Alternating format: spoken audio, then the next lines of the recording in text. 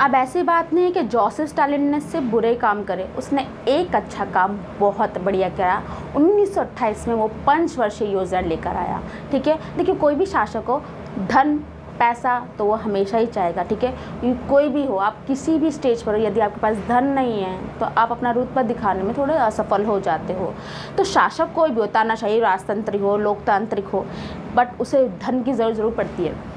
तो बेशक ये क्रूर था, इसने तानाशाही अपनाई, लेकिन उसने यूएसएसआर की अर्थव्यवस्था को ऊंचा उठाने के लिए एक अच्छा काम करा कि वो 1928 में क्या लेकर आया, पंचवर्षीय योजना, जो कि भारत ने भी कॉपी की। ये 5 वर्षों के लिए अपनी एक योजना बनाता था और उसके हिसाब से उसको उस लक्ष्य को प्राप्त करता था। ठीक है, ये योजना इतनी कारगर साबित हुई कि अर्थव्यवस्था थोड़ी अच्छी चली और बाकी देशों ने भी इसे कॉपी करना शुरू कर दिया, जैसे कि भारत ने भी करा। ठीक है, तो हम वापस रिपीट करते हैं कि जोसेफ स्टालिन बने सेकंड यूएसएसआर के हेड। ठीक है, और उनकी मृत्यु हुई 1953 में। उसके बाद थर्ड आए हमारे पास निकिता ख्रुश्चेव, यानी यूएसएसआर का थर्ड शासक कौन बना, निकिता ख्रुश्चेव, जो कि शीत युद्ध, क्लास 12 का फर्स्ट चैप्टर है शीत युद्ध, जिसमें मैंने आपको बताया था क्यूबा मिसाइल संकट। ठीक है, ये इन्हीं के दौरान हुआ था, क्यूबा मिसाइल संकट। ठीक है, इन्होंने भी जोसेफ स्टालिन के पद चिन्हों पे ही आगे बढ़े। ठीक है, वो भी तानाशाही थे। इसके बाद जो भी और 3 आए, उन लोगों ने भी तानाशाही अपनाई। ठीक है, तो यूएसएसआर का मैंने आपको जो बताया है कि ज़ार निकोलस थे 1917 में, फिर बोल्शेविक क्रांति हुई, फिर लेनिन ने वहाँ पे यूएसएसआर बनाया 15 देशों को मिला के। ठीक है, जिसकी फुल फॉर्म मैं आपको बता चुकी हूँ। उसके बाद लेनिन की मृत्यु 1924 में हो गई। उसके बाद जोसेफ स्टालिन आए, जिसकी मृत्यु 1953 में हुई। फिर 1953 में कौन आए, निकिता ख्रुश्चेव, जिसमें बहुत बड़ा शीत युद्ध का सबसे खतरनाक एक माहौल जब बना था, क्यूबा मिसाइल संकट, वो उनके दौरान बना था। तो निकिता ख्रुश्चेव के बाद कौन आए, लियोनिड ब्रेजनेव। अगर मैं गलत लिख रही हूँ या मैं गलत प्रोनाउंसिएशन कर रही हूँ तो इसके लिए मैं आपसे माफ़ी मांगूंगी, क्योंकि मे बी प्रोनाउंसिएशन या फिर लिखने में थोड़ा ऊपर नीचे हो रहा हो। और अगर आपको बैकग्राउंड में भी बहुत साउंड आ रही हो तो उसके लिए भी मैं आपसे तहे दिल से माफ़ी मांगूंगी। अभी कंडीशंस कुछ ऐसी है कि हम कर नहीं पाएंगे। वेल, हम आगे बढ़ते हैं। मेन आपका फोकस होना चाहिए मेरी बातों पे, ना कि आसपास की बातों पे। ठीक है, सो लेनिन 1917 में आए, उसके बाद जोसेफ स्टालिन आए 1924 में, उसके बाद निकिता ख्रुश्चेव आए। ठीक है, जिसमें क्यूबा मिसाइल संकट हुआ था। फिर लियोनिड ब्रेजनेव आए। कौन आए, लियोनिड ब्रेजनेव। इनके यहाँ पे इन्होंने भी तानाशाही शुरू करी और इनके भी काल में एक अच्छी बात हुई थी कि 1977 में, कब, 1977 में एक नया संविधान बनाया। इन लोगों ने मिलकर क्या बनाया, एक नया संविधान बनाया, जिसके तहत, ठीक है, लियोनिड ब्रेजनेव जो 1964 में बने, 1977 में यूएसएसआर में नया संविधान बना, जिसके तहत ये राष्ट्रपति चुने गए। ठीक है, और उनके बाद आए यूरी आंद्रोपव 1982 में। ठीक है, और ये सिर्फ 2 साल ही रहे। 2 साल बाद ही 1984 में इनकी मृत्यु हो गई और कॉन्स्टेंटिन जी आए यूएसएसआर के नए राष्ट्रपति के रूप में। ठीक है, ये भी सभी तानाशाही थे। यहाँ तक तानाशाही चली, कहाँ तक, कॉन्स्टेंटिन 1984 तक तानाशाही चली। यानी कि ये लोग जो है ना, ये सब लोग कौन थे, तानाशाही। जैसे कि मैंने आपको पहले बताया था कि लेनिन के बाद 5 जो शासक आए वो सारे के सारे तानाशाही थे। यानी कि 1924 से लेकर 1984 तक यहाँ पे क्या चल रहा था, तानाशाही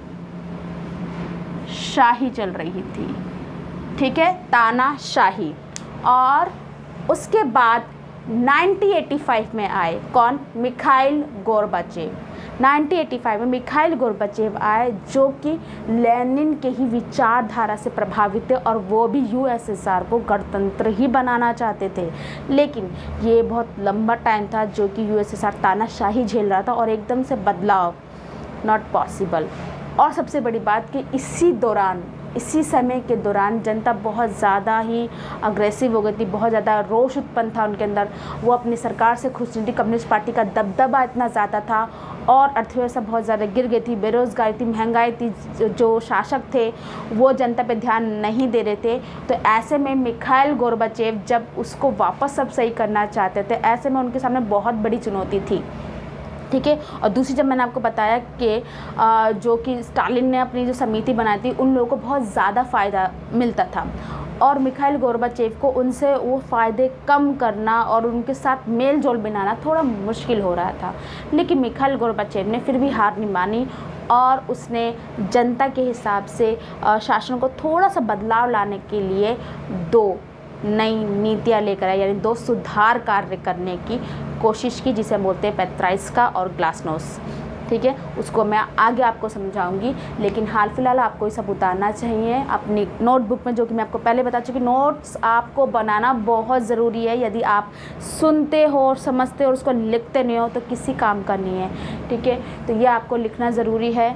ठीक है, तो ये जोसेफ स्टालिन से लेके 5 तक जितने भी थे, ये इतने साल तक तानाशाही रहा। फिर उसके बाद मिखाइल गोर्बाचेव 1985 से लेकर 1991 जब यूएसएसआर का विघटन हो गया, तब तक कौन थे यूएसएसआर के राष्ट्रपति? Mikhail Gorbachev. इसके बाद मैं आपको आगे बताने वाली हूँ कि मिखाइल गोर्बाचेव ने अपने शासनकाल में ऐसा क्या करा और ऐसी क्या घटना घटी कि यूएसएसआर का ही विघटन हो गया। यूएसएसआर ने इतने लंबे समय से अपने ऊपर तानाशाही झेली, जिसके कारण उसका विघटन हुआ। और विघटन किसी एक के कारण से नहीं होता, और भी बहुत सारे तथ्य होते हैं, कारण होते हैं, जिसके कारण कोई भी एक संघ टूटता है, जो कि निम्नलिखित है। यूएसएसआर का विघटन कब हुआ था? 25 दिसंबर 1991 को। कब हुआ था? क्रिसमस की रात को, या बोल सकते हो। तो 25 दिसंबर 1991 को हुआ। ठीक है, इसका पहला और सबसे खतरनाक जो कारण था वो था तानाशाही, जो कि 1924 से लेकर 1985 तक यूएसएसआर की जनता ने झेला। जैसे उनको गुल्लक के बारे में बताया और भी बहुत सारी चीज़ें बताई कि वो क्या सपना देख के वो 15 देश मिले थे और क्या उनके साथ हुआ था। ठीक है, उसके बाद आता अंतरिक्ष की होड़, क्योंकि शीत युद्ध चल रहा था और अमेरिका और यूएसएसआर के बीच में चल रहा था। शीत युद्ध के टाइम पे इन दोनों के बीच में हथियारों की होड़ थी, सदस्यता को लेके होड़ थी, और एक होड़ और थी अंतरिक्ष की होड़, कि कौन सबसे पहले कहाँ जाएगा अंतरिक्ष में। और उसमें जीत भी किसकी हुई? यूएसएसआर की। ठीक है, अंतरिक्ष की होड़ जो थी वो इतना अच्छे से चल रहा था कि 1957 में यूएसएसआर ने स्पुतनिक करके एक पहला उपग्रह अंतरिक्ष में भेजा। उसके बाद रशिया से, यानी यूएसएसआर से ही जाने वाला पहला इंसान जो अंतरिक्ष में गया था, जिसका नाम है यूरी गागरिन, वो 1961 में गया। और पहला एक एनिमल, जिसको हम लाइका कहते हैं, एक कुतिया थी जो कि अंतरिक्ष में गई थी। ठीक है, वो भी यूएसएसआर ने भेजा। ठीक है, तो अंतरिक्ष की होड़ में जो है यूएसएसआर आगे था अमेरिका से, लेकिन इन सब में उसने बहुत सारा धन लगा दिया था, जो कि वो अपने विकास में और भी लगा सकता था, जनता की ज़रूरतों में लगा सकता था, उनकी नीड्स पूरी कर सकता था, बट उसने जो है अंतरिक्ष में लगाया। हाँ, नाम बहुत हुआ, यस, अपने प्रतिद्वंदी को दिखा सका, यस देखो मैं जीत गया, लेकिन उससे कुछ फ़ायदा तो होगा नहीं, है ना, कि अंतरिक्ष में सोना मिल जाएगा, कि हाँ वहाँ से हीरे जवाहरात नीचे आएंगे, उपग्रह भेजेंगे, ऐसा तो कुछ नहीं हुआ। हाँ, साइंस की नॉलेज अच्छी हुई, लेकिन जो बेसिक चीज़ थी उस देश को चलाने के लिए वो ज़ीरो होती चली जा रही थी। और अंतरिक्ष की होड़ में उसने अपनी सेना और हथियारों पर भी बहुत पैसा लगाया था। ठीक है, तो यूएसएसआर आगे बढ़ रहा था, लेकिन अंतरिक्ष की होड़ में उसने इतना पैसा लगा दिया कि अर्थव्यवस्था थोड़ी नीचे गई और जनता में रोष उत्पन्न हुआ। उसके बाद शीत युद्ध, जैसे मैंने आपको बताया, शीत युद्ध पूरे 45 वर्षों तक चला। ऐसे में अपनी सदस्यता को बढ़ाने के लिए होता ना कि अच्छा मैं चाहता हूँ मेरे ग्रुप में और बंदे हैं, ताकि मैं अपने प्रतिद्वंदी को दिखा सकूँ कि देखो मेरे पास ज़्यादा लोग हैं, तेरे पास कम लोग हैं। ऐसे में जिन जिन देशों में साम्यवादी प्रणाली थी, यूएसएसआर ने उनको सहायता देना शुरू कर दी, आर्थिक रूप से, सैनिक रूप से, राजनीतिक रूप से, हर प्रकार से उसने सहायता देना शुरू कर दिया। और ये भी डिसाइड हो गया कि अगर तुम पर कोई हमला करेगा तो हम भी तुम्हारी हेल्प करेंगे। तो इन सब चीज़ों में क्या जाता है? पैसा जाता है, दिमाग जाता है। आप जो एनर्जी आप अपने ही देश को आगे बढ़ाने में लगा सकते हो, वहाँ पर कहाँ पर लग रही है? दूसरों को सपोर्ट करने में। कहते हैं ना, अपना कटोरा खा लिए, दूसरों में जाके आप हेल्प कर रहे हो। सो यूएसएसआर की यही प्रॉब्लम थी। तो शीत युद्ध जो 45 वर्ष तक चला, उत्तर कोरिया में भी साम्यवाद था, चीन, वियतनाम, क्यूबा, हंगरी, इन सभी देशों में जो थी साम्यवादी थी, और अपनी सदस्यता बढ़ाने के लिए जो यूएसएसआर ने इनको आर्थिक रूप से और भी बहुत सारी सैनिक तरीके से हेल्प देना शुरू कर, जिसमें बहुत सारा पैसा इसमें जाने लगा। अब हथियारों की हो, जैसे मैं आपको पहले बता चुकी हूँ।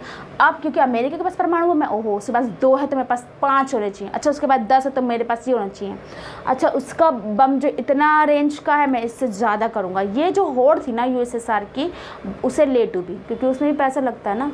सेना बढ़ाने लगे, 26,000 तक की सेना थी उसके पास, और भी बढ़ाना शुरू कर दी थी उसने। सो इस सब में पैसा लगता है, ठीक है। जनता को गुस्सा तो आएगा ना, जहाँ पे आप बढ़ा सकते हो आप फिर से नीचे, फिर से अर्थव्यवस्था नीचे। नौकरशाही का दबदबा, जैसे कि मैंने आपको बताया था, वहाँ पे जो है एक ही थी पार्टी, वन पार्टी रूल्स चल रहा था। उसी ने ही यूएसएसआर में अपनी मनमानी चलाती थी और जनता उससे खुश नहीं थी, अपने हिसाब से कुछ नहीं हो पाता था।